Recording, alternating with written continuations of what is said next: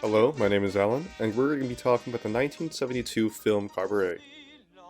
So the first thing I want to mention is that this is being taken place in 1930. It's the rise of Nazism there in the Weimar Republic. I'm going to be talking about how the different elements really bring together the true meaning of the film, and how all those elements affect what we're going to talk about later. I also really want to hit on the naivety that came along with that time period. I think that's pretty much what this movie's trying to set. So let's dive into it. First, want to hit on the cadence the film shows with almost all its characters, and especially within the members of the Kit Kat Club.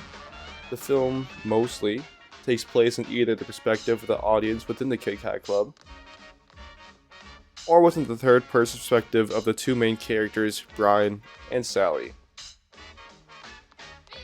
To start off, the two dynamics of those perspectives creates a very unique mise-en-scene, with the third-person perspective of Sally and Brian taking the watcher to their own small world, to the realization of the rise of the Nazi Party during the musical scenes of the Kit Kat Club and the change happening around them. So the mise-en-scene is also supported by the wonderful cinematography in this film produced. So the film travels back and forth between the vibrant, fast-paced energy of the Kit Kat Club to the grim, dark reality of 1930s Berlin.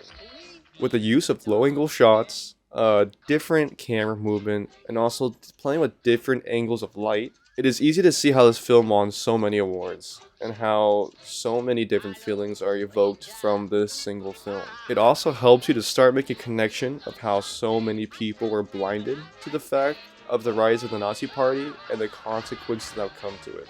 As for the editing in this film, the director chose to weave the life and love story of the two main characters, Brian and Sally, to the different musicals acted out at the Kit Kat Club.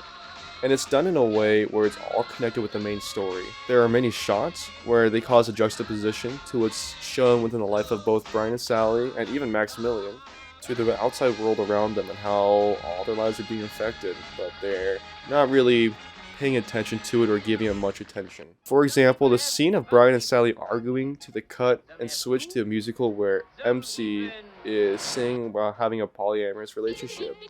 Or another aspect of having the slap fight scene to the Nazi soldiers are killing the owner of the Kit Kat Club in the back because he kicked them out.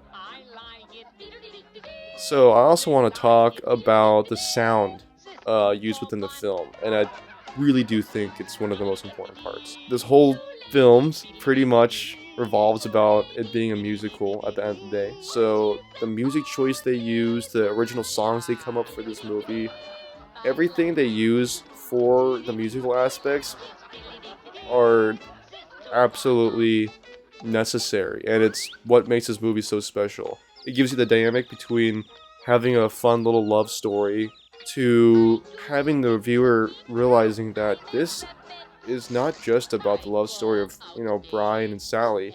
This is more about, hey, this is the rise of the Nazi Party, and these are the people being affected the most. And how naive and unknowingly they are to the change happening around them, realistically, during this time. Another thing is how the musicals themselves will talk about the frowned upon topics at that time, to the glimpse of the outside world, and I think it makes a really good dynamic to the movie, and it pulls away from the love triangle story into this bigger picture and a much deeper meaning. I think also just the background music and the background sounds added to certain scenes, those absolutely do help the viewer get sucked into Brian and Sally's life, which I think is also one of the important parts of this film too. With how everything works together, mise-en-scene, the editing, the camera angles, and everything to that, it all makes you sucked into Brian and Sally's life and forget about everything happening around the time, just as they were as well. So you really get invested in that. So I would say in conclusion, the film on the surface could just be seen as a lover's film with a musical twist, but in reality, all the elements combined, it has a much deeper meaning. with some thought of why certain musicals were played, or how something such as Brian's sexuality is a large part of the film, it all starts to click. The film shows the cadence of a large portion of the Weimar Republic and how naive of the dangers that the people within that area were. It shows that even with Nazism and all that happened in the background, the people's lives still went on, and the groups that it would affect the most, the Jewish, LGBT groups, men being feminine, and more, were also blinded to the fact that it was happening. With the film having those elements all in mind, it is easily understandable to why this is a very important film to watch, and it will leave many people with appreciation to how all those elements combined gives such a strong message. So I just want to say that I used YouTube for the video clips, I used IMDb, and I also use a little bit of Wikipedia to get some little facts here and there. The day she died, the neighbors